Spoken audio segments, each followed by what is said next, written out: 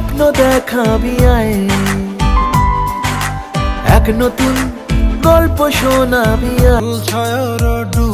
ঢালিউডের king Shakib Khan গেল ঈদে দেশের শতাধিক প্রেক্ষাগৃহে মুক্তি পেয়েছে তার সিনেমা তুফান।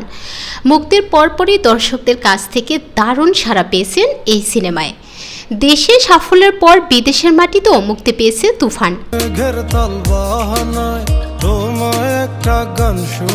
ইতোমধ্যে দুবাই, আমেরিকা, অস্ট্রেলিয়া, লন্ডন সহ বিভিন্ন দেশেও বইছে তুফানের ঝড়।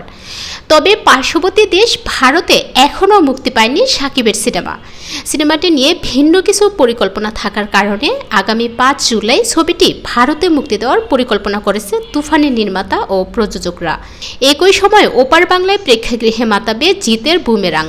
ফলে ঢালিউডের অন্তর্জালে চলছে শাকিবের তুফান নিয়ে আলোচনা, যে আলোচনায় যোগ দিয়েছেন চিত্রনায়ক জিত।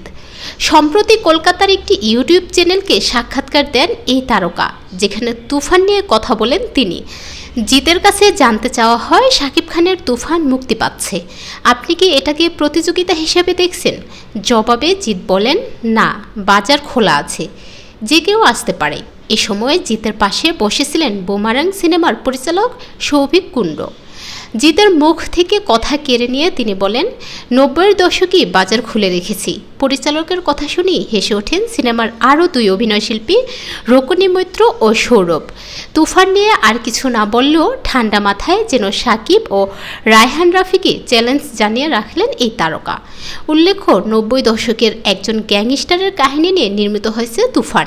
রায়হান রাফি পরিচালিত এই ছবিতে শাকিব খান ছাড়াও অভিনয় করেছেন চঞ্চল চৌধুরী, নাবিলা, মিমি চক্রবর্তী, মিশা সওদাগর, গাজী রাকায়েত, শহীদুজ্জামান সেলিম, ফজলুর রহমান বাবু প্রমুখ।